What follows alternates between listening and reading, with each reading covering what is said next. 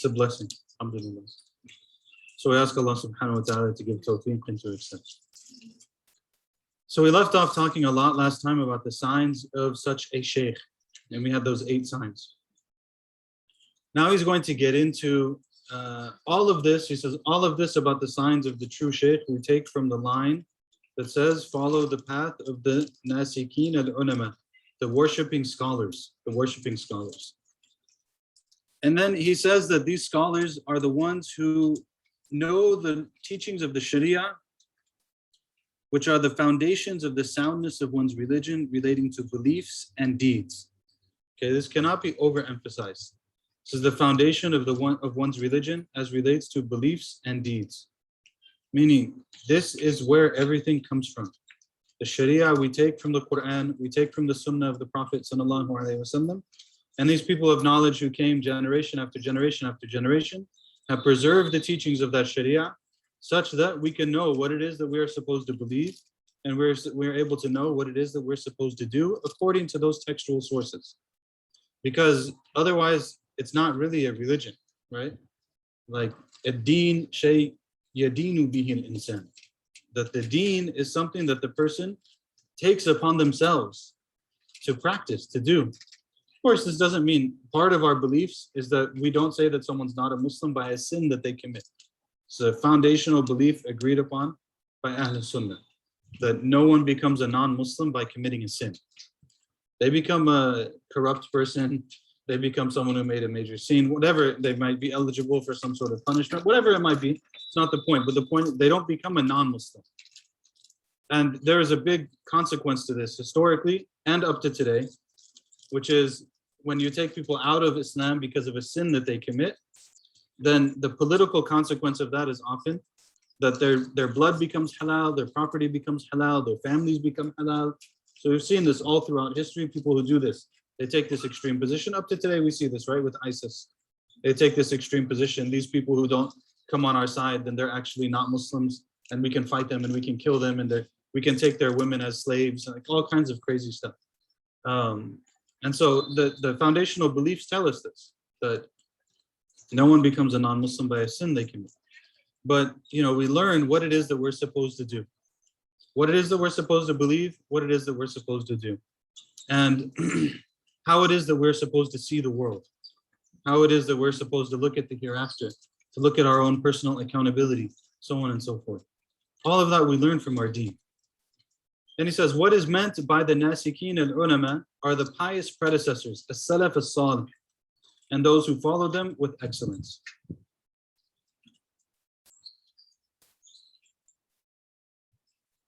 So now, if you're paying attention and if you've been privy to many of the debates in the Muslim community that are very tiresome and oftentimes inaccurate, you might hear, for example, I don't follow Abu Hanifa, I follow the Salaf. I don't follow Malik, I don't follow Shafi'i, I don't follow Ahmed, I follow the Salaf. First of all, they're from the Salaf. So there's a contradiction in definitions of sorts in this whole thing. But note what he's saying. He's saying what is meant by these people are the pious predecessors, Salaf as-Salih, and those who follow them with excellence. Okay, and those who follow them with excellence. Meaning, the guidance that we have as an ummah does not end with 200 years after the Prophet sallallahu alaihi wasallam. That would be a big problem, right? Like imagine if we actually believed all of the guidance and all of the true understanding of our religion and all of what's right about Islam ended 200 years after the Prophet sallallahu alaihi wasallam, and after that you can't know anything unless you go back to them. So everyone from now, we're in what, 1443 all the way until 200, all of those 1200 years, all of them were wrong. There's no good in them. All of them were wrong, all of them misled, all of them didn't know what they were doing. We have to go back to those 200 and follow them. And yet the Prophet ﷺ taught us that in every single generation, there will be people who are upright, who carry the religion in every single generation. And every 100 years, there will be someone who comes and revives the religion for the believers. And so these are all there in the teachings of the Prophet ﷺ. So yes, we believe that there's no generation of people that is equivalent to the generation of the Sahaba. After the Sahaba, there's no generation of people that are equivalent to the generation of the Tabi'een. After the Tabi'een, there's no generation that's equivalent to the Tabi'een, and so on. That's true. And yet, in every single generation, there is true guidance. Every single generation, there's true guidance. And the way of the Prophet ﷺ is not lost. It's not lost on the world until the end of time, maybe. I don't know the details of that, but perhaps at the end of time, like last things. Their path can be summed up as one of beliefs, knowledge, and deeds in accordance with that knowledge. So beliefs, knowledge, deeds in accordance with that knowledge.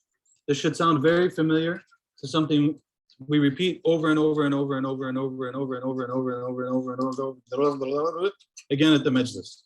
What does this sound like? Can anyone answer the question? Beliefs, knowledge, deeds in accordance with the knowledge. This whole thing that he's talking about. What does this sound like? Anyone? What is the thing that we repeat over and over and over and over again as a framework for understanding their religion? Quran, Sunnah, and consensus is a noble attempt. It's a noble attempt. You can't say that it's wrong because that's true too. That's true too. What else? Aqidah. Mm-hmm. Is it even permissible? Are you allowed to answer? Anyone else before we go to Shaykh? The three stool thing. Yeah. 3 legs of the stool thing. Yeah. Hadith Jibril alayhi salam.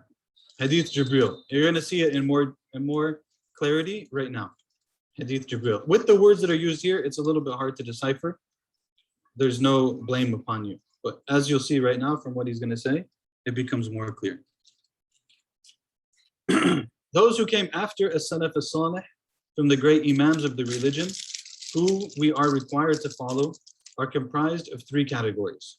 Okay, there's something important here. Which part of that sentence was important? There's a lot of it, but which do you think stands out? Those who came after the Salaf from the great Imams of the religion, who we are required to follow, are comprised of 3 categories. Who we are required to follow. Okay, who we are required to follow. The scholars, they always say, and this again, depending on the composition of your Muslim community experience and educational experience, sometimes this rubs really wrong. But like they'll say, for example, I'm Hanafi in my madhab. I don't ask what the evidence is from the Quran and the Sunnah. If I have a question on what is the issue, I have some issue. Can I do this? Can I not do this? I don't ask what does the Quran say and what does the Sunnah say. I ask, what did Abu Hanifa say? Someone be like, wow, can I know that? Of course you can know the Quran and Sunnah, that's fine. You can know, afterwards you can say, okay, was it based on something? What's the evidence? So on. No problem. Understand. There's no problem in understanding. But part of my understanding is Abu Hanifa knows better than me when it comes to understanding the Quran and the Sunnah. Shafi'i knows better than me when it comes to understanding the Quran and the Sunnah. Malik, Ahmed, for the Sunni Islam, these are the 4 schools that were agreed upon. Pick one, doesn't matter. It's not the point. The point is to recognize Abu Hanifa knows better.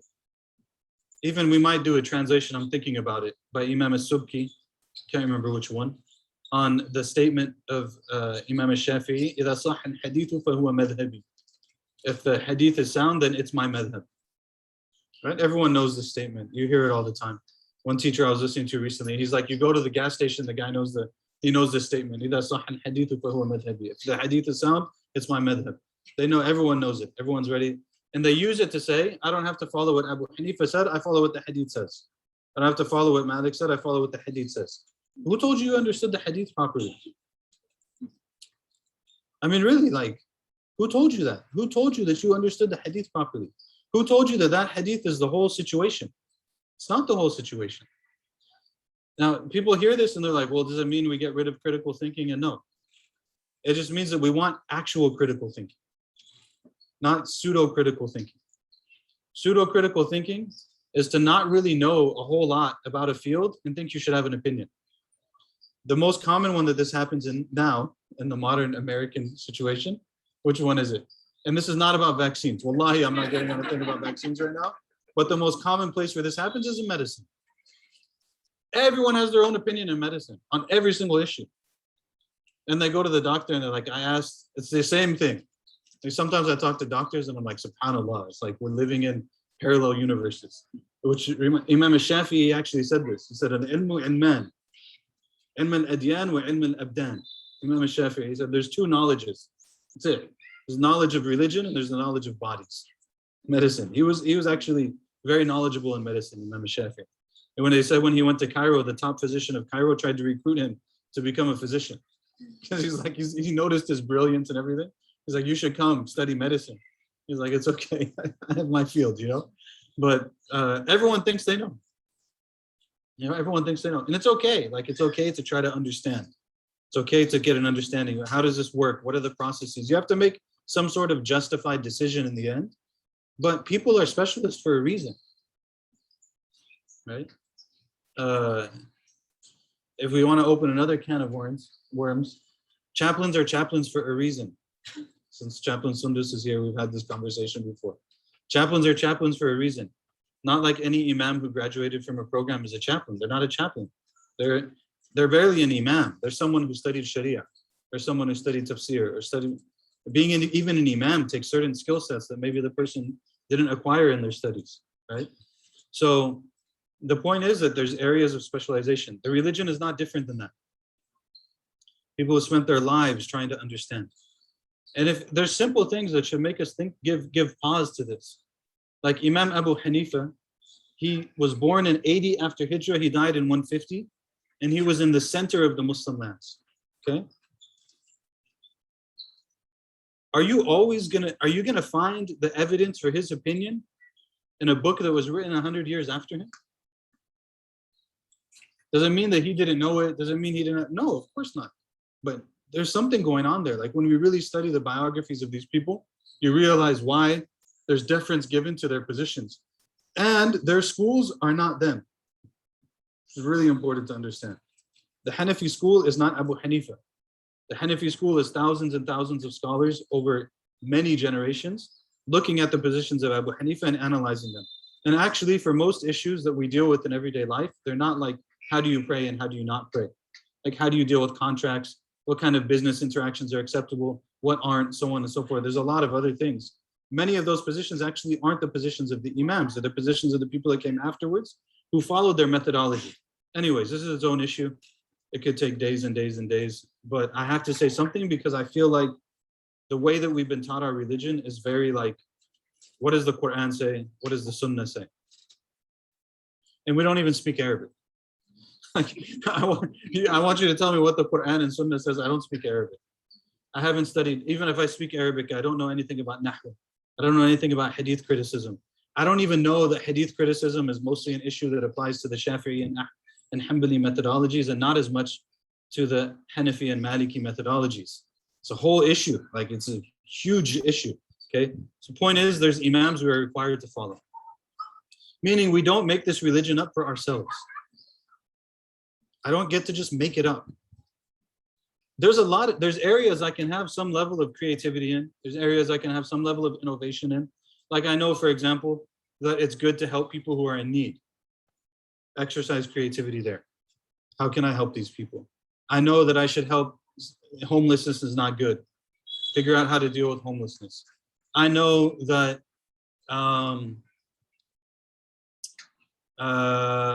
having some sort of methodology that's based in the Sharia to adjudicate problems is a fard kifaya. I want to figure out how to solve that. Okay, go ahead, figure out how to solve it. Maybe you're not the person who's going to be the judge, but you can figure out how to create a system that has judges, for example. Many types of issues. There's many areas where we can be creative. Oftentimes we end up being creative in the wrong areas. So, we are required to follow these people. I don't make up my own beliefs. Al-Ash'ari, he taught us beliefs. Maturidi, he taught us beliefs. Imam Ahmed taught us beliefs. Follow what they say.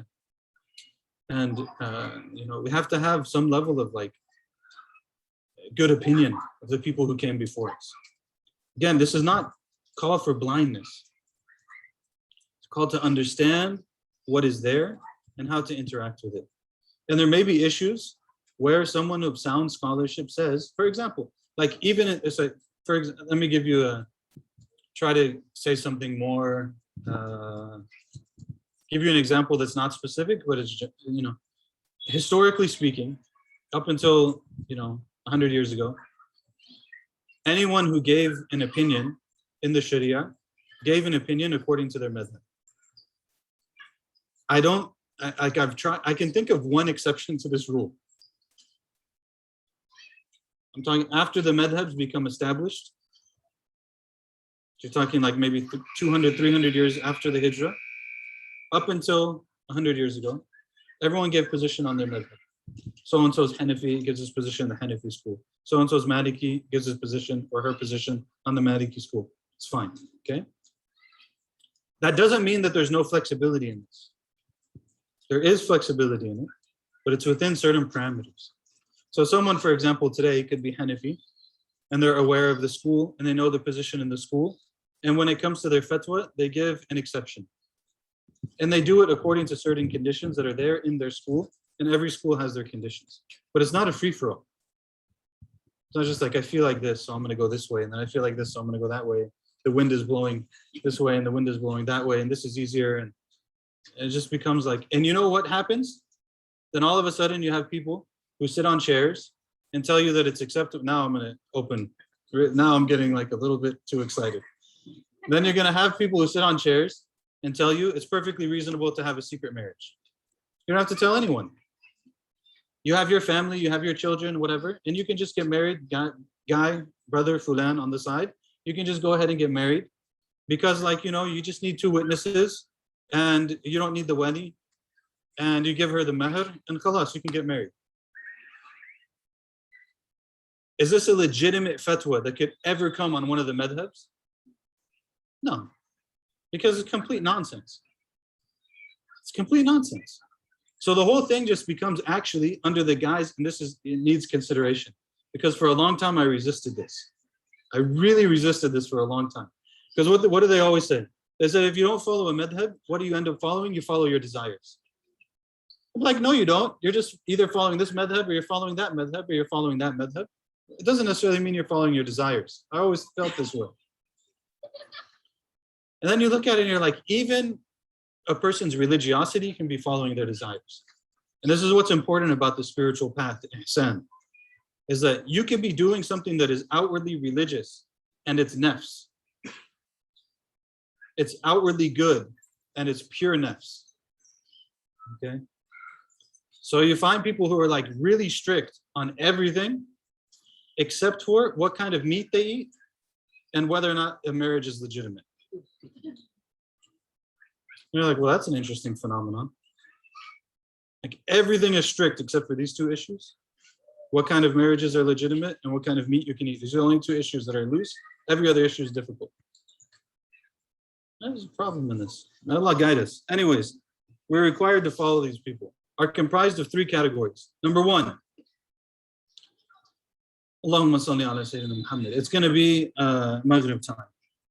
It's going to be Maghrib time. But let us begin nonetheless. Number 1, category number 1, 3 categories. Number 1 category, those who dedicated themselves to clarifying the rulings of the prophetic law relating to deeds. Relating to deeds. They are the 4 Imams and the other mujtahid Imams of that time. However, from the accepted schools of practice, only those of the 4 Imams remain. So I just went into this a little bit, but what is he saying? In terms of deeds, in terms of Sharia, you follow one of the 4 madhabs. And he says, and as a matter of intellectual consistency and transparency, and the other Imams of that time, the other mujtahid Imams of that time, people who reach the level that they can go to the Quran and Sunnah directly and extract rulings. Those are the mujtahid Imams. You could follow the other mujtahid Imams of that time as well. However, he says the 4 Imams are the only ones who remain. This is the issue. When it comes to the other schools, we don't have their opinions or their methodologies laid out in the detail that we have for the 4 Imams. For the 4 Imams, we can say very comfortably, this Imam said such and such on this issue. And we can say very comfortably, this was their methodology, This was the way that this issue was analyzed over time by the scholars of that school, and so on and so forth. We can say that like this has come to us mutawatiran. It has come to us generation on generation upon generation, that we know for sure this has been said.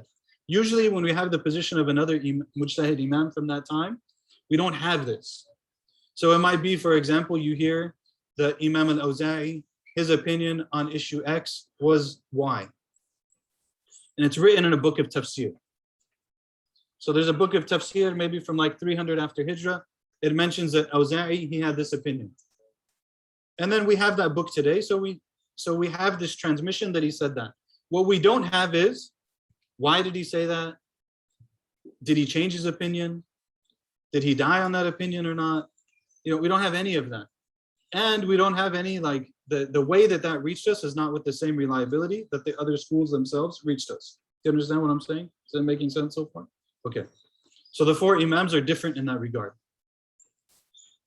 Because again, generation upon generation upon generation, you have transmission and analysis that is many, many people, okay, not just one person. Point number 2, those who dedicated themselves to working on clarifying the beliefs of as-Salaf, they are Imam al-Ash'ari and Imam al-Maturidi, and those who followed their methodologies. So there's a notable exception to what he's saying here. It needs some understanding. So he's saying in Aqidah, there's two madhabs. There's the madhab of al-Ash'ari, and then there's the madhab of al-Maturidi. He doesn't mention Imam Ahmed. Okay, he doesn't mention Imam Ahmed. And Imam Ahmed is a legitimate, his approach to Aqidah is a legitimate, verified approach, generation upon generation from Ahl Sunnah. So why doesn't he mention him? Okay, we put in the footnote that Imam Ahmed is also acceptable here.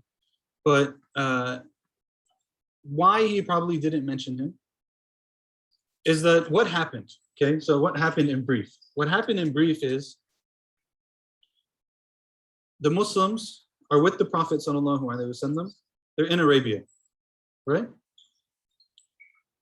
After the Prophet sallallahu alaihi wasallam dies largely, Islam spreads into other places. As it spreads into other places, it bumps up against other ideologies and other civilizations and other philosophies. So it's going to bump up against the Hindu civilization in the East. It's going to bump up against the Persian civilization. It's going to bump up against the Greek civilization or the Byzantine Empire in Bilad al-Sham, right? In the lands of Sham. And all of these have their own traditions. You're bumping into Christians, you're bumping into Hindus, you're bumping into the Greek philosophies, you're bumping into all of this stuff.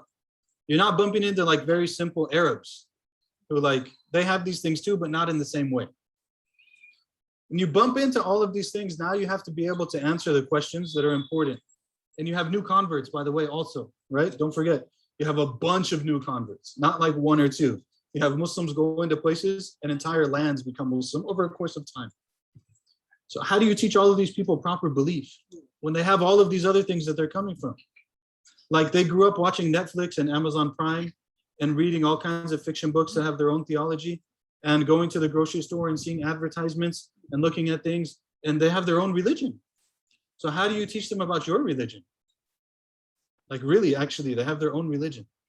You realize it. SubhanAllah, you deal with young people, you're like, the language that they're speaking with is not our language even. The language of Islam, they don't even have it. Like it's because it's not in the water that they're drinking. So how do you deal with this? How do you deal with these people?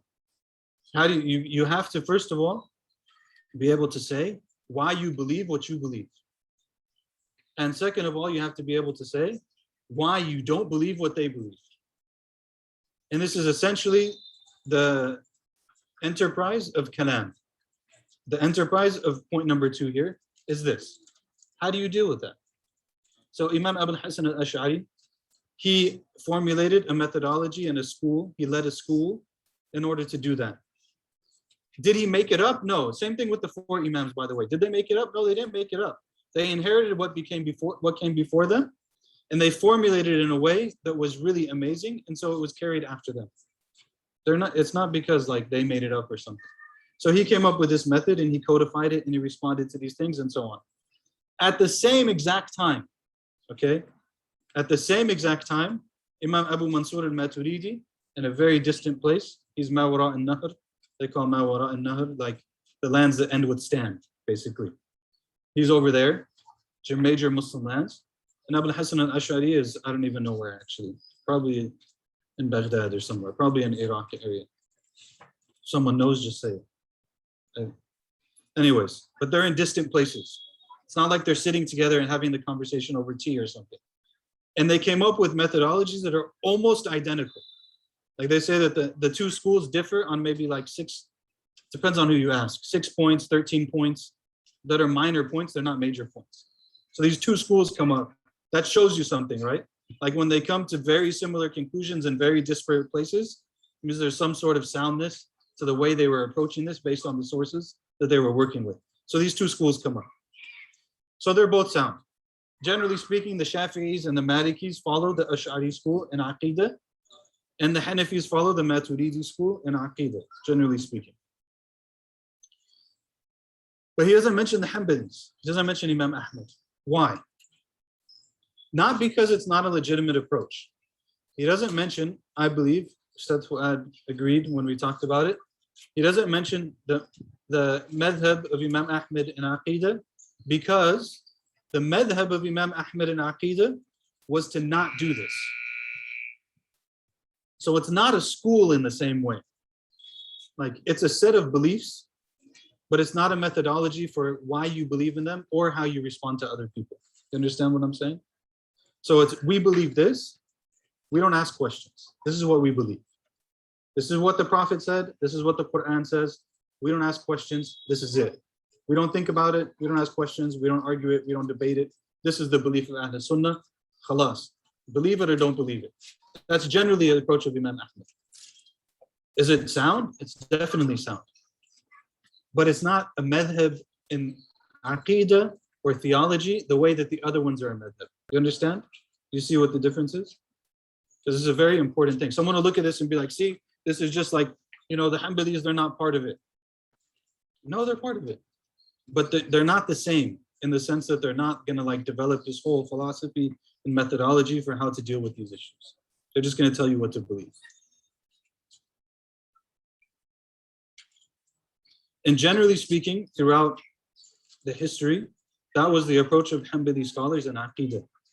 Ibn Taymiyyah, as a matter of academic integrity, is not a representative of the Hanbali school in Aqidah. Now, this is not for me to open, but this I've heard from a number of people, like Hanbalis themselves. And, you know, that might rub some people the wrong way. I'm not a specialist in Aqidah. You can take it up with specialists if you're really into that stuff. But what I understood is that his method doesn't necessarily represent the madhab in Aqidah of the Hanbalis. And in fiqh as well. Unless his position, now we're getting way too technical for the average person. I'm sorry, but inshallah, you guys are all, mashallah, very educated people. You can understand what's being said. In the madhabs, I have to explain this to you now in order to say this. In the madhabs, you have opinions that were developed, and then you have methodologies, principles of interpretation that were developed. Generally, after the imams, if there's a new position that you need to make an opinion on, you don't go directly to the Quran and the Sunnah. You go to the principles that were derived by the imam and you do takhrij on that. So you use those principles to arrive at a new position. So what they say, for example, about Ibn Taymiyyah, rahimahullah, is that he's considered as an authority in the Hanbali school if his position in fiqh agrees with the takhrij of the madhab. So you have to be kind of like a scholar of the madhab to be able to differentiate when it does and when it doesn't. I'm exhausting you and I'm exhausting myself going into this. Alhamdulillah, it's time for Maghrib break. Alhamdulillah that it's time for Maghrib break. The point is But these are things that were inherited generation upon generation upon generation, all the way up to now, all the way up to now. And don't understand from it that it's like some sort of rigidity that you can't change. It's not at all. You know, the Mufti, for example, in the Hanafi school can look at the position of the school and say, this is too difficult in our reality because of the situation that we're in, and we're going to give fatwa on this position. They can do that as a scholar in the school. But because they know what they're doing, it still has some level of indibat. It still has some level of consistency. There's a consistency to it still. It's not just fill the water balloon with paint and throw it at the wall and see what splashes on it. And like, you know, that looks like a goat to me. All right, number three, which I'm not going to comment on in much detail. I'm just going to finish it for the sake of completion. Number 3 category is those who dedicated themselves to actual deeds and spiritual exertion in accordance with what was laid out by the first 2 groups. Very, very important. So now we're talking about the people who did it. Here's what you're supposed to believe. Here's what you're supposed to do. Then there's the people who did that. And they became the embodiment of what the teachings of Islam actually are. They lived it. They were what it is. And these people must do that in accordance with what was laid out by the first 2 groups. So I said this last time. When you say tasawwuf, and someone says, oh, these Sufis in this tasawwuf, they're just crazy people. It is not tasawwuf if it goes against number 1 and number 2. This is the standard belief of all of the people of knowledge and all of Muslim history. If it goes against number 1 and number 2, it is not tasawwuf. It is not Sufi, it is goofy. Okay. And we've seen it over and over and over and over and over again, right? Like, go talk to your grandparents or your parents. They'll be like, yeah, I remember this guy. He was like crawling backwards and he like ate fire. And he said he did it because he made salawat on the Prophet. So I said, just like too much crazy stuff. Number 1 and number 2. Okay, and we'll talk more about this after we pray, inshallah. If we can just like, someone can make adhan, a relatively measured one, but not too measured. And then we'll begin salah, inshallah, so that we can continue.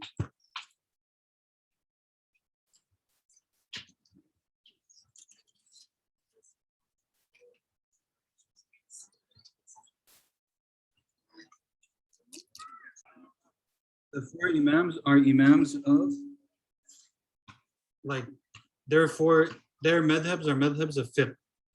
Do and don't do. Do and don't do. It's permissible to do this, it's not permissible to do that, so on and so forth. This is the world of fiqh.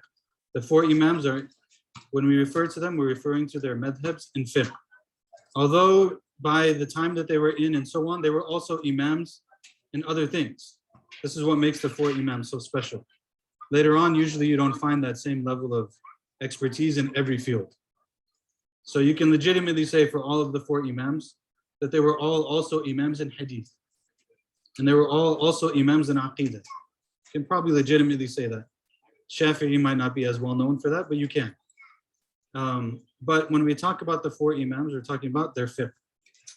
When you talk about Aqidah, you talk about the 2 madhabs of Ash'ari and Maturidi, and then you can also add of Imam Ahmed. Another note that is important here is to know that in all of these fields, with all of these Imams and specializations and so on, the books to be studied that are reliable at every level of study and in every generation were known. Like, so for example, someone's Hanafi in fiqh. There are Hanafi Imams in every generation. So someone who's studying knows, okay, this is the Imam of this school in my time. This is the Imam of this school in my time. And they know which works are reliable and which ones are less reliable and so on. Why I'm saying that is because that also means that the way to study the religion is known. This is not like, you don't have to figure it out. You know, like if you want to study Aqidah, you study this text, then you study this text, then you study this text. There's interchangeable. There might be like 5 or 6 that you do at the basic level. And then there's 5 or 6 that you could do at an intermediary level that are well known. There's 5 or 6 that are above that, and so on, across the board. And if you get through the beginning level and you get to the intermediate level and you get to the advanced level, then basically you became some level of scholarship in that subject. You can do that for every subject. I was just thinking about when I was praying, how one of the things that we started at the Majlis, Imam Ustad Fuad, first when we opened the Majlis, he would say salam to both sides and he would hold his hands across his stomach. Because our community doesn't have any understanding that Malikis pray different than Hanafis and Shafi'is. Right? So then eventually we told him, like, okay, look, we have to tell people, like, we have to teach them something. So just do what you would do. Hey, Dr. Jackson has a story like this, that one time, Dr. Jackson is Maliki. So one time the Imam in his masjid when he used to live in Michigan, forget what it was, like, it might have been a big prayer, Eid or one of these big prayers, and the Imam wasn't going to be there. So he's like, can you lead the prayer? He's like, are you sure about that? You sure you want me to do this? He's like, yeah, lead the prayer. He's like, because when I pray on my madhab. That's like, this is what I know. So he prayed on his madhab and people lost it. People completely lost it. You know, they're like calling the Imam, our prayer is not valid. So he told him, you have to pray like the way that the madhab prays. And still, of course, it's new for people, right? You don't know that. They just make one tasneem. Assalamu alaikum. He holds the hands at the side. Everyone is like, are you Shia? Are you... As if like they're the only people that can hold their hands at the side or something. It's very strange. But it's because we don't know. And us like shying away from it doesn't help us to know. And then you hear really funny things. Like people will tell you, no, Imam Malik, like he prayed with his hands at his side because he was beaten and he couldn't lift his hands. Okay, so like, just let me make sure I'm understanding this correctly. His students in every generation afterwards deemed, I don't know about every generation, I'm not Maliki, but like the mashhur opinion of the Maliki school is that you pray with your hands at your side. So all of them didn't realize that he was beaten and he couldn't pray with his hands, he couldn't cross his hands. Like, it doesn't even make sense. Some of the things that get said, they don't even make sense. And then they're like, Imam Malik prayed this way. They're like, well, show me the hadith where the Prophet ﷺ prayed this way. Like, do you understand who Imam Malik is? Imam Malik is Imam Dar al-Hijrah. He's the Imam of Medina. He's the top Imam of Medina, one generation after the Prophet ﷺ. Just think about that for a second. Like, you think the people of Medina didn't know how to pray? And he took his practice from the practice of the people of Medina. Like, if you think that the people of Medina didn't know how to pray, we have a lot of problems. Because if you can't trust that, then how can you trust anything that you're hearing about your religion? You can't trust any of it at that point. Because like, that's Imam, like if you start really thinking about it, you're like, wait a second, this doesn't, I mean, it's not working. Sure, if you want to know the evidence, fine. But like, just know that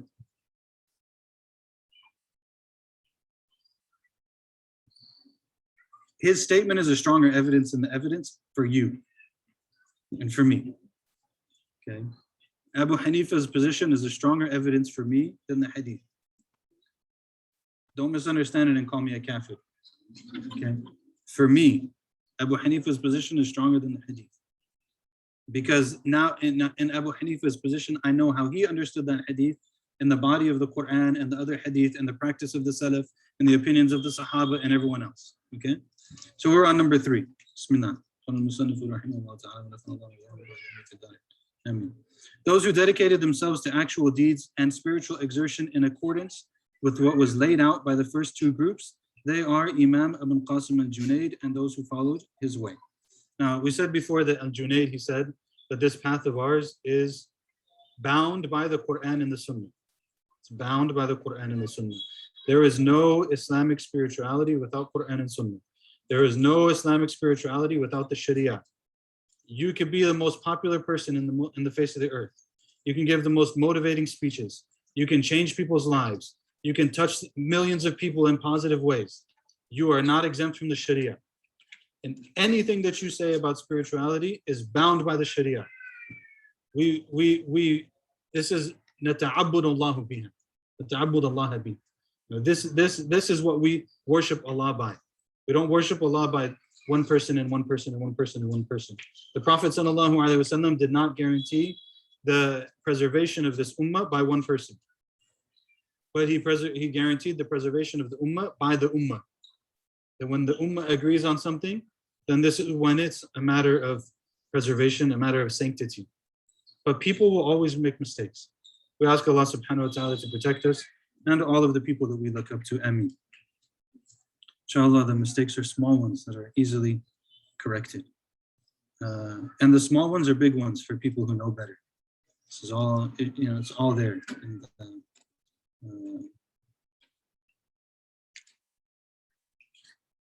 It's all there. These three groups are the elect of al-Ummah al-Muhammadiyah. And anyone on other, he's going to give some very strong things right now. So if you have questions, please ask them. And by the way, if this is all new to you and it doesn't feel right to you and you feel like it's complete nonsense and you rather listen to someone else, there's no problem in that. Like, we're not here to build some sort of cult. Like, I taught you something and you have to listen to it and I'm the ultimate authority on. I'm not an ultimate authority on anything other than what kind of tea I like to drink. I'm an authority on my own tea. But other than that, there's not really anything, okay? And you study and you learn and you come and you debate and you disagree and you ask questions and say, I heard this. What do you think about that? So it's all good. Alhamdulillah. These three groups are the elect of al-Ummah and Muhammadiyah, and anyone on other than them is upon misguidance. So he's saying these are the three groups.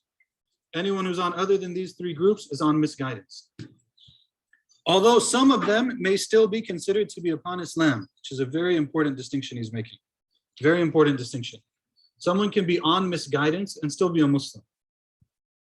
So we say, for example, that in Aqidah, these three schools are the schools of Sunni orthodoxy. If someone follows a school that's outside of Sunni orthodoxy, are they still a Muslim? Yes, they're still a Muslim.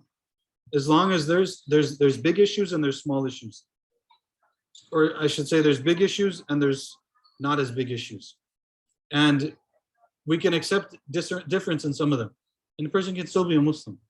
So like the Mu'tazila, historically, were considered to be a heterodox group in Muslim theology, the Mu'tazila. It's hard to explain in brief, but basically, if I was to say, like, how could you understand? They're like extreme rationalists. Extreme rationalists. So they reject a lot of things. They reject a lot of hadith. They do different stuff. Whereas the way of Ahl Sunnah generally is to balance between reason and revelation, to find the sweet spot between reason and revelation. But they were extreme rationalists, and they took many of the modern people who people listen to and stuff are actually regurgitating the positions of the extreme rationalists.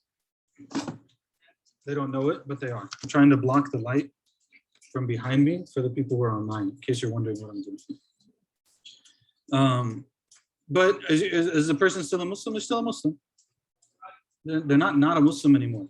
Someone doesn't follow the four madhabs. Are they not a Muslim? No, they're still a Muslim.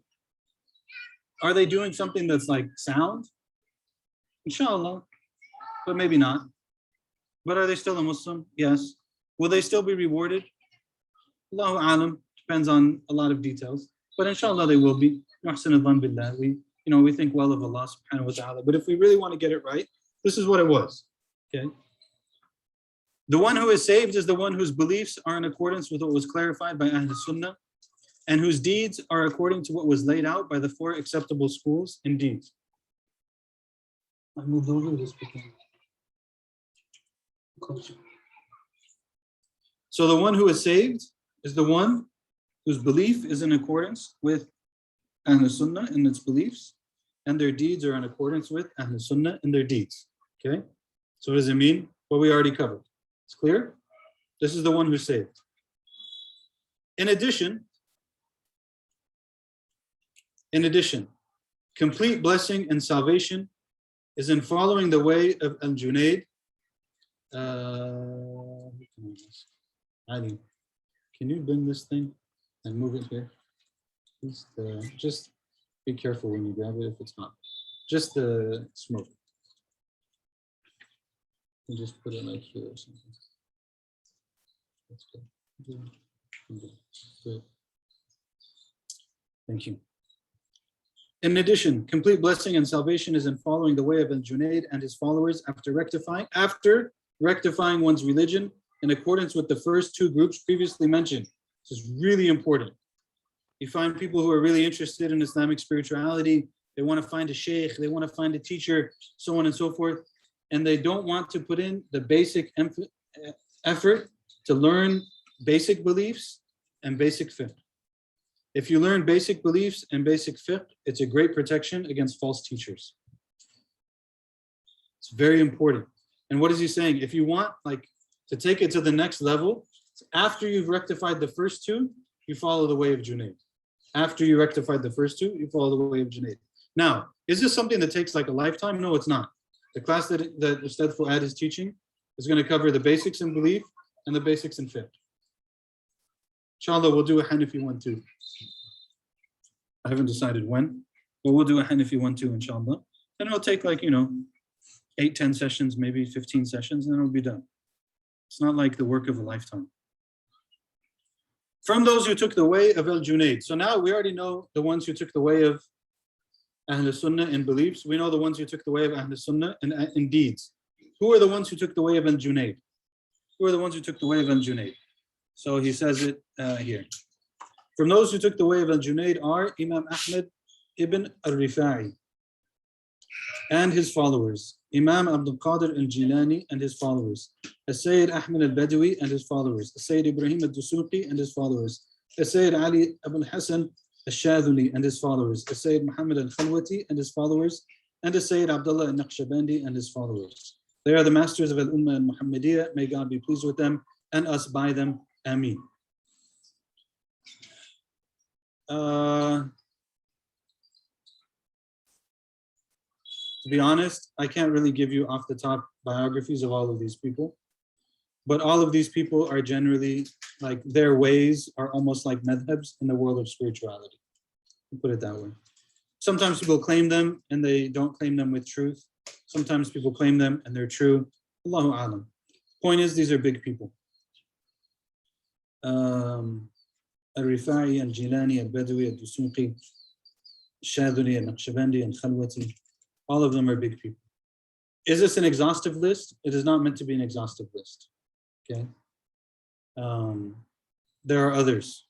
It's not meant to be exhaustive. The Shaykh or Shaykha, here we go. Go for a little bit longer, not too long. Okay, maybe another 15 minutes if my battery doesn't die. It's getting kind of low. Let me turn the brightness down.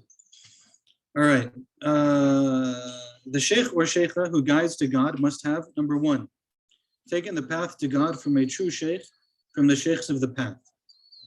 The path here refers to the path that's taken by the people of Junayd, like the followers of Junayd, the path to God.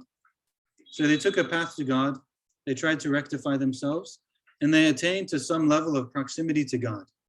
But their relationship with God became real. They overcame their nafs, and they're able now to guide others, right? So the Shaykh who is guiding to God must have taken this path from a true Shaykh, from the Shaykhs of the path, number one.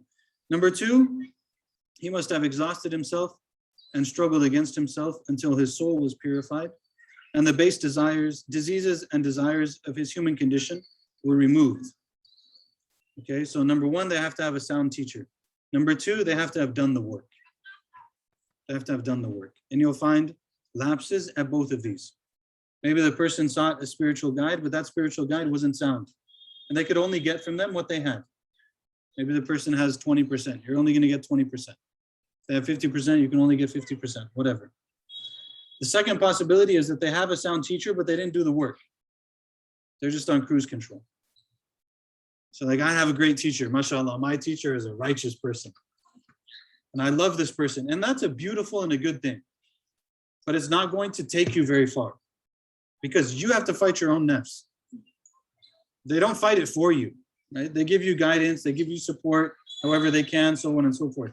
But they can't do it for you. It's like, you could watch 1 million YouTube videos on jiu-jitsu, and look up to the people who are really good teachers in jiu-jitsu and suck at jiu-jitsu.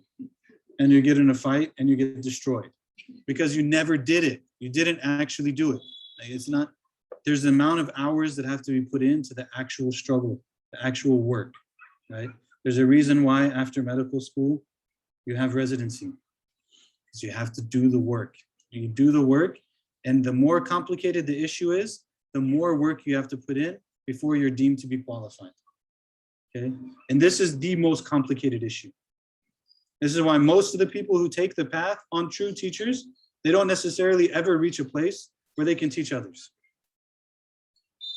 They might have like a true shaykh and they work hard for 50 years and they can never teach someone else. You have great sheikhs who die and they have no successor. They didn't name a successor because there's no one they felt like they could name. So either you have it or you don't. Like, it's not, you don't just get like an honorary pass in this thing. So, you know, number two is they went against their nafs. If this is not the case, then he must be avoided. I bolded this when I translated it. If this is not the case, then he must be avoided. Can you benefit from the person in general? You can benefit from the person in general, but you can't take them as your guide. And if you take them as your guide, like, this is the person, this is my person who's going to help me in my journey to Allah in like a really serious way, they can give you things that are already there. Like, you know, if they tell you you should have taqwa, okay, alhamdulillah, I should have taqwa. We agree. You should follow the sharia, alhamdulillah, you should follow the sharia. We're fine on that. But can they really be your guide? No, because they didn't actually do it. They didn't actually do it. Yes. All of the stuff that came before. All right. And some of the things that are going to come after. Some of the things that are going to come after too. So like before, when we said the signs of the shaykh are, I'll just repeat them quickly. These 8. Signs of the shaykh are generosity, good character, concern for the creation of God, not being engrossed in acquiring worldly things, not making claims, even speaking with the terminology of the people of spirituality, unless there is a specific need for doing so, not complaining about constriction in worldly affairs or from people not giving them attention, to see upon them the signs of humility, brokenness, and loving to be hidden from the people, and to see the signs of barakah and rectitude on their followers. These are the 8 things that he mentioned before. You can find this paper on our website. You can find the paper on the website in the publication section. So those are like major things. Because number 2, you can't really quantify, right? Like, who are you to decide if they defeated their nafs or not? You can't. But if you know, you can ask someone's teacher. So who is your teacher? It's totally valid. Totally valid. Like, where did you get this from?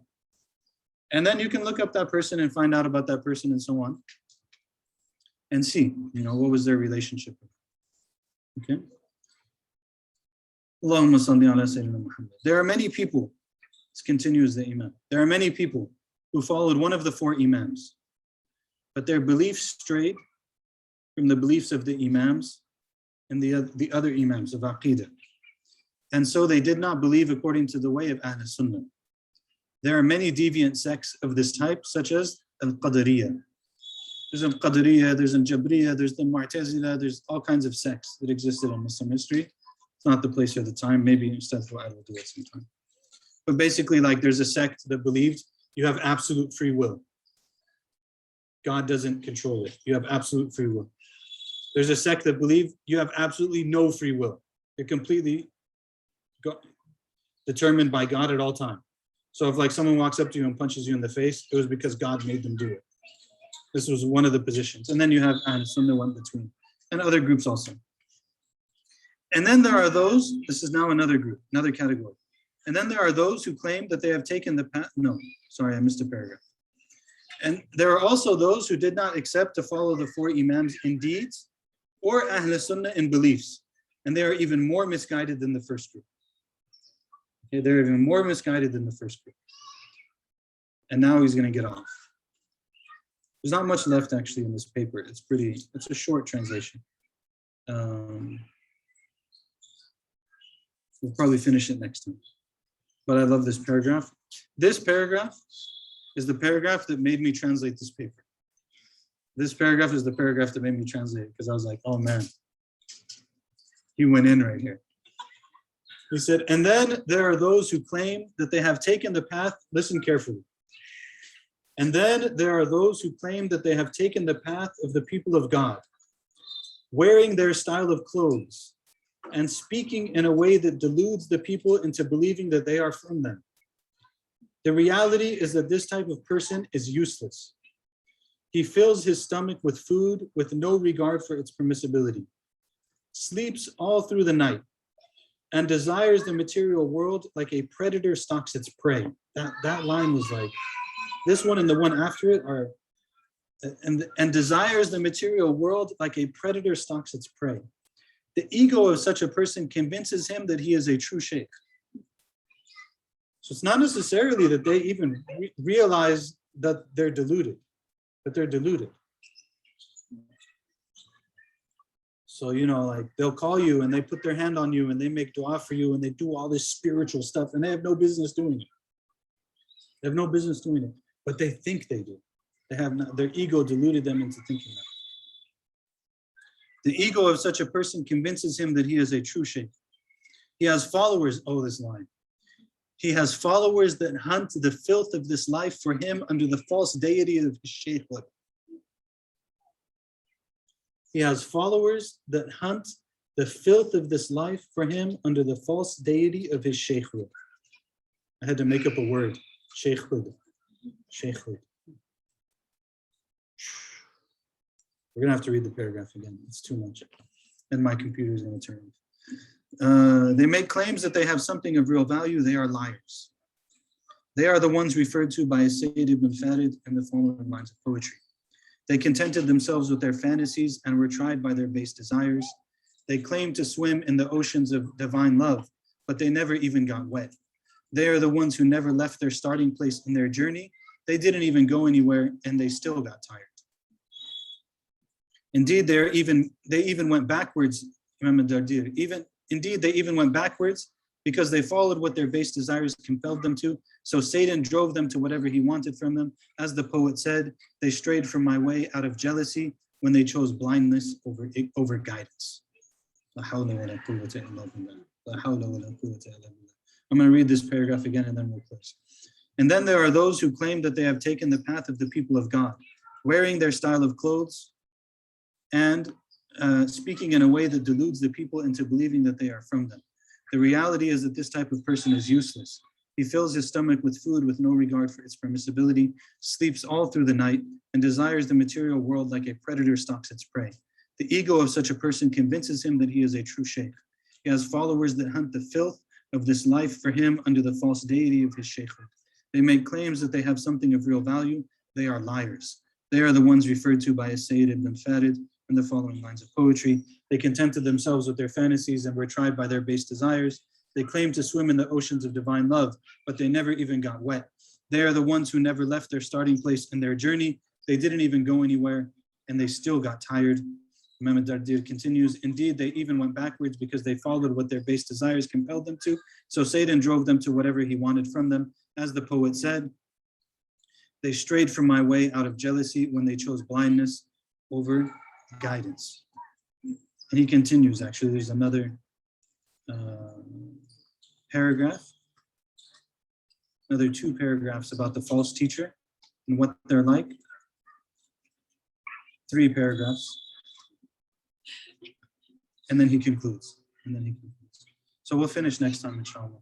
Sallallahu alaihi wasallam ala Sayyidina Muhammad wa ala alihi wa sallam. Alhamdulillahi rabbil alameen. My computer is going to turn off soon, but if you Zoom people have anything, you're welcome to. If anyone here has anything, you're welcome to, inshallah. MashaAllah, what a beautiful. They really struggle to figure out how to get these lights up. That's how much they love you guys. Don't the lights make a big difference? They were struggling so hard to figure out how. Even one of the brothers almost stepped on one of the lights with his bare foot. It was really scary.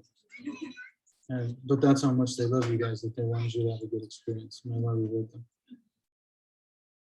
Anyone have any questions or comments or anything? Yes. Any recommendations for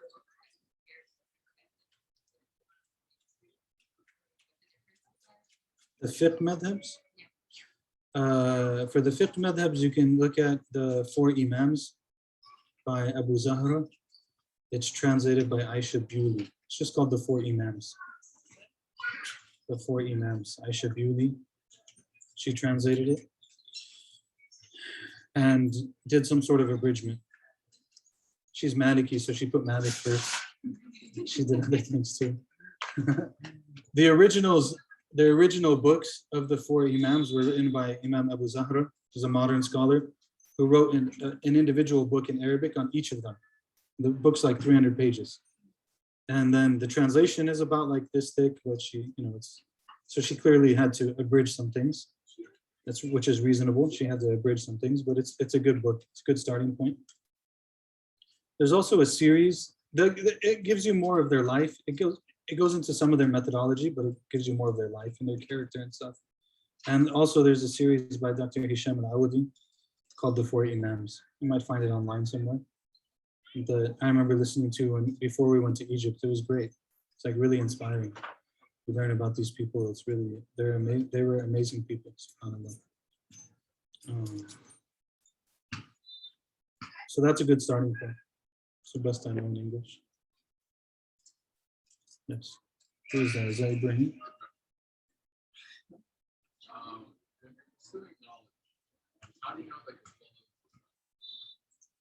How do you know you're what?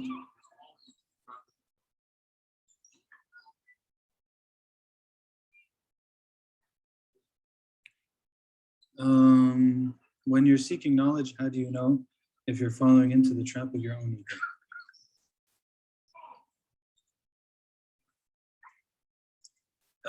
I would say that generally speaking, it's likely that you are.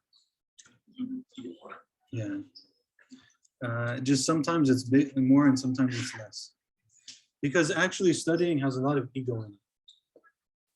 You know, you study and you learn things and now you can talk and you can have opinions and, you know, like you start to really feel good about yourself. There's a lot of ego in studying. That's why all of these three disciplines have to always be together. And why ideally you learn from alim rabbani. You learn from a scholar who you can feel their taqwa. Because if you can feel their taqwa, it's going to affect you. It's going to keep you in check. And we need people who we take from. There's various levels of people you can take from. I think we talked about this in the beginning, right? Like not everyone has to be the greatest scholar for me to take knowledge from them. Not everyone has to be the greatest sheikh of tarbiyah for me to benefit from them in my spiritual development. But being around these people helps. Big things that are important to do when learning are to follow a proper methodology. Start and take it step by step. Don't jump. Don't like skip A and go to C and D and philosophical conversations and all these things, which is the academic model, by the way. Western academic model of studying Islam is to do that. It's very nafs driven. And then, like try not to teach until people tell you that you can. Just keep your mouth shut. If you're studying like for real studying, just keep your mouth shut. There's no reason, like for the most part, there's not a whole lot of reason for us to say things we don't need to say. If someone else is saying it, alhamdulillah, someone else is saying it. Sometimes we might have a conversation with a friend, a family member, we need to say something.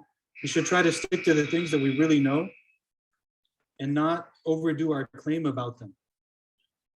So you can share something you learned, but without making a claim that it's everything, unless we know that it's everything. Like maybe, I learned that there's 5 salawats and they're all required. And someone says, no, only 3 are required. And I'm like, listen, 5 are required. You can be firm on that, But just, to be careful, take it step by step, learn properly, keep good teachers, keep people who give you taqwa. Take care of your spirituality. Don't think like, I'm so busy studying, I can't pray. No, you need to pray. Yeah. Something that helps like if someone's a real serious student of knowledge, having a mentor that's a scholar, a trusted scholar as a mentor that can help navigate that world. Absolutely.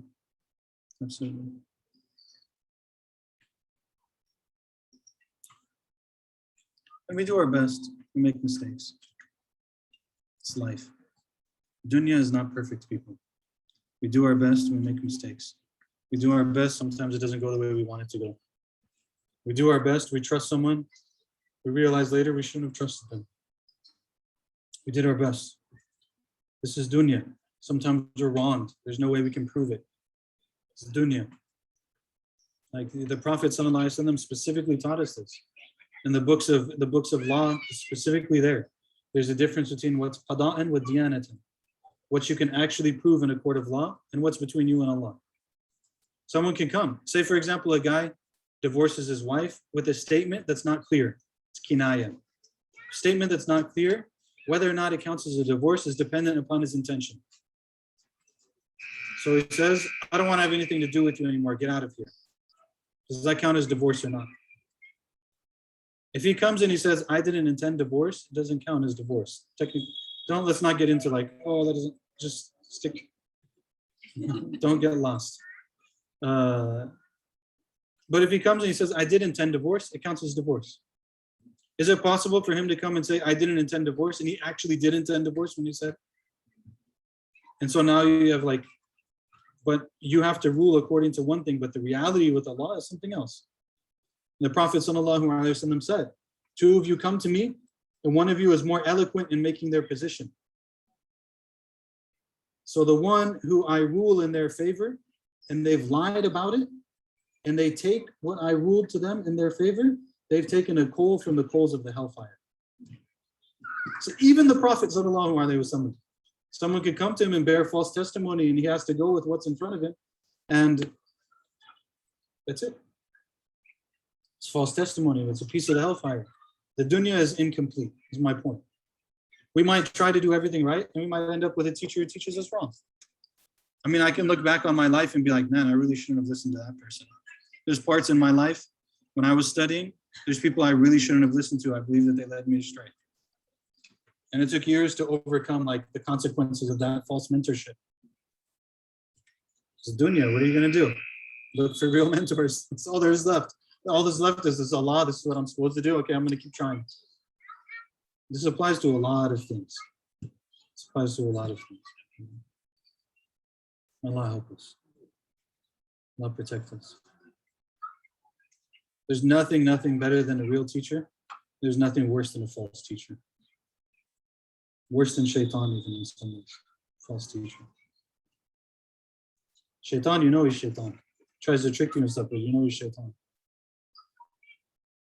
Shaitan in the clothing of a sheikh. Oof. Nothing worse. Okay. Anyone else have any questions? Can you hear me on here? Someone saying something. When it comes to like, yeah, assalamu alaikum.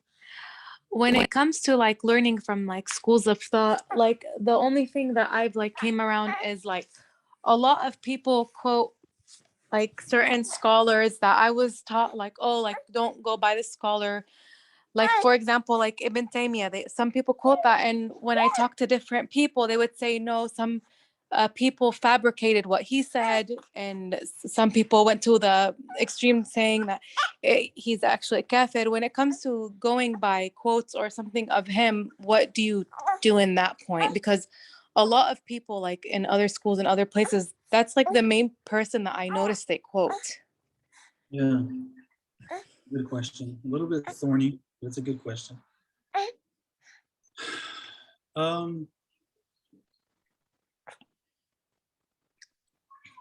It is possible that things were attributed to Ibn Taymiyyah that were not actually, that has happened in Muslim history with people, you know, that something was, and this is why the madhabs are so important, because the knowledge has been verified. Whereas if it's an individual, maybe they wrote a book, when someone copied the book, they added something. This happens. Right? So it hasn't been verified in the same way. But what that tells us in the end is like, if it hasn't been verified in the same way, then I can't rely upon it in the same way either. So like what I said about Ibn Taymiyyah, I think is the position of, many people will differ with me on this. You know, this is a very thorny thing to say, in the Muslim American community. But this is what I believe to be true. And what I believe great scholars have told me is true. So, Ibn Taymiyyah, nahsabu ala khair, he's with Allah subhanahu wa ta'ala, may Allah have mercy on him. He was clearly a man of great learning. And there were things that he said that were very true. There's things that he said that were very wise, I'm sure. And there are other things that we differ with, and we differ with them based on the verification and analysis of the schools that he belonged to. So he belonged to the Hanbali school in fiqh, he belonged to the Hanbali school in Aqidah. So we look to that school to tell us, what to think about him. And there were many people between him and 200 years ago, not only the Hanbalis of the last 200 years that we have to look at. There were Hanbalis after him that had opinions too, from the students of his students and so on, Ibn Rajab and others. So, anyone who's gone to Allah, we leave it with a grain of salt. We take what there's benefit from and we leave the rest. And we know what there's benefit in from the verification of these schools. Like this is what's tried and true. So we stick to what's tried and true. Allahu alam. If someone else does something else, then that's their, that's for them to figure out. And if they want to talk about it, we can talk. But alhamdulillah.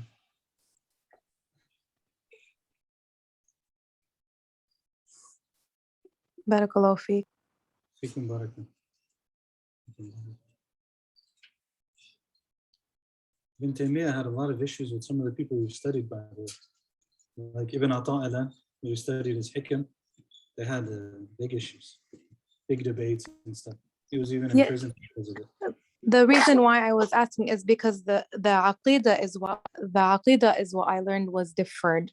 That was the main thing about like Allah and his attributes. That's why I was wondering, is it fabricated? Was it not fabricated? So it's just Allahu a'lam wa ahkam, we can't say basically. Allahu a'lam if it's fabricated, but all I would say is that if someone is serious about studying the Athari school or the Hanbali school in Aqidah, then in every madhab, look at the general principle. In every madhab, we don't look at one person. In every madhab, generation upon generation upon generation, you have scholars, you have books, you have research, you have analysis, so on and so forth. In every school, in the fiqh, in the aqidah.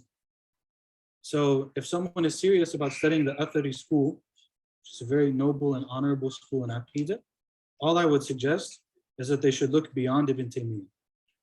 If they want to benefit from Ibn Taymiyyah and they feel that they can, whatever, that's their choice. I don't personally recommend that, but that's their choice. But if they're serious about it, they should look beyond that. Because that's what anyone would do if they study. You study one person, you study another person, because you're looking for a methodology that is integrated. So it's not just one piece, it's an entire thing. So there should be other people that are going to back that position before and after. And there's plenty of Athari scholars that wrote in Aqidah. You can look at Ibn Qudama, he was very harsh on the Ash'aris, but you can look at Ibn Qudama. What's the other one that we studied? I forget what his name was. Anyways, if someone is serious about it, you can look up Shaykh Yusuf Sadiq al-Hanbali on Facebook. The Hanbali school, Madrasa Hanbaliya on Facebook. You can go take classes with him and ask him whatever questions you want. Inshallah.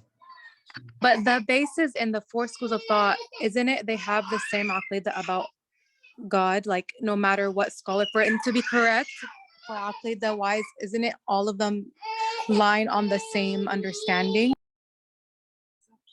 Yeah, they lie on the same usul in aqidah. They might differ in some furu'a. The Ash'aris and the Maturidis differ in some furu'a, in some secondary issues, but they're not issues that would invalidate the person's aqidah. So the Atharis would also agree on the same foundational issues. So in short, yes, but some details. And I'm not the aqidah specialist. I'm the method specialist. Yes, that's why I don't show you. Maybe one day I'll be a fiqh specialist. Maybe one day. Make dua for me. Anyone else? بارك الله فيكم سبحانك اللهم وبحمدك نشهد أن لا إله إلا أنت نستغفرك ونتوب إليك. بسم الله الرحمن الرحيم. اللهم صل على سيدنا محمد في الأولين وصل عليه في الآخرين وصل عليه في كل وقت وحين وصل عليه يا ربنا في المال والأعلى إلى يوم الدين.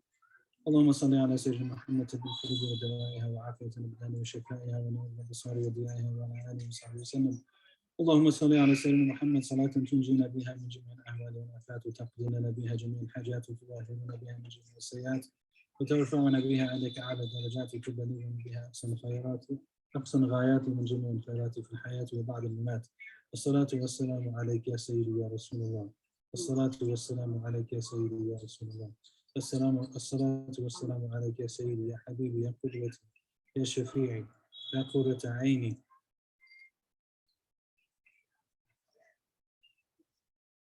يا نور دأبنا يا خير الخلق الله. الصلاة والسلام عليك يا سيدي يا رسول الله. الصلاة والسلام عليك يا سيدي يا رسول الله. اللهم آتنا نفوسنا تقواها وزكها أنت خير من زكاها أنت وليها ومولاها. اللهم زدنا علما وعملا صالحا. اللهم فقهنا في الدين وعلمنا التأويل. اللهم أرنا الحق حقا وارزقنا اتباعه وأرنا الباطل باطلا وارزقنا اجتنابه. اللهم أرنا الحق حقا وارزقنا اتباعه وأرنا الباطل باطلا وارزقنا اجتنابه. اللهم أيد إخواننا المستضعفين في كل مكان. كن معهم يا الله يا الله يا مغيث المستضعفين. أغثهم يا الله أغثهم يا الله أغثهم يا الله برحمتك وجودك وكرمك ولطفك يا الله يا أرحم الراحمين. اللهم وفقنا لما تحبه وترضاه واجعلنا من عبيدك السعداء وأمتنا على كلمة الهدى.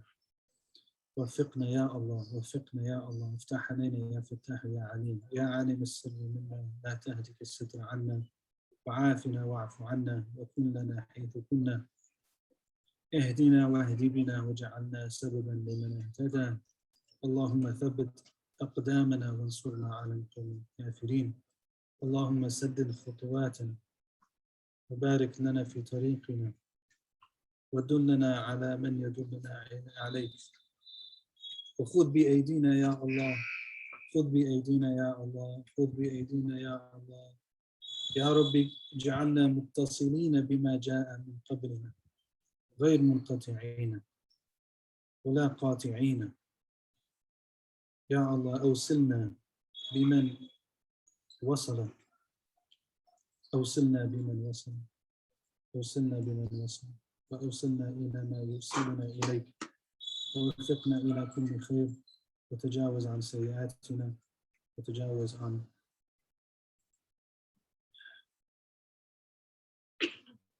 مشاكلنا وأمراضنا وكل ما نقدمه إليك من الخبث والفحش يا الله. يا رب كن معنا وفقنا إلى مسلك الحبيب المصطفى وقربنا إلى ما يقربنا إليك. Allah, we ask you for knowledge that benefits us. Allah, give us knowledge that benefits us. Protect us and our families. Allah, help us to worship you in the best way. Show us truth as truth and help us to follow it. Show us falsehood as falsehood and help us to stay away from it. We ask you, Allah, to be with those who are oppressed wherever they may be, to aid those who are suffering wherever they may be.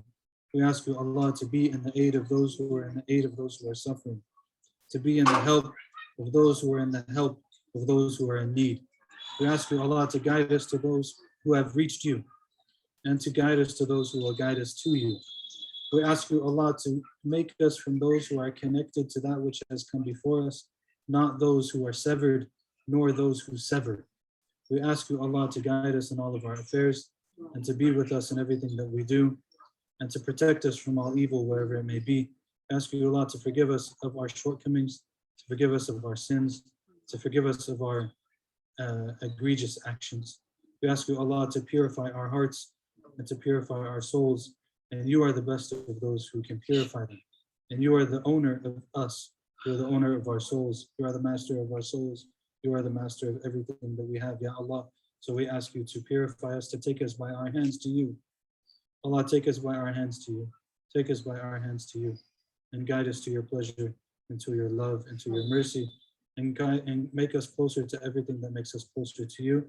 And distance us from anything that makes us distant from you. And make us, protect us from being deluded by our egos and ourselves.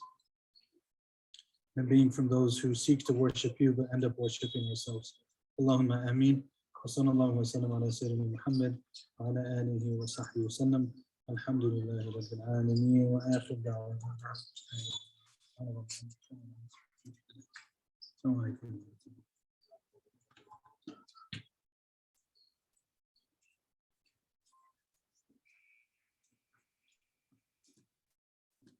Computer's so low on battery that I can't even turn it off. And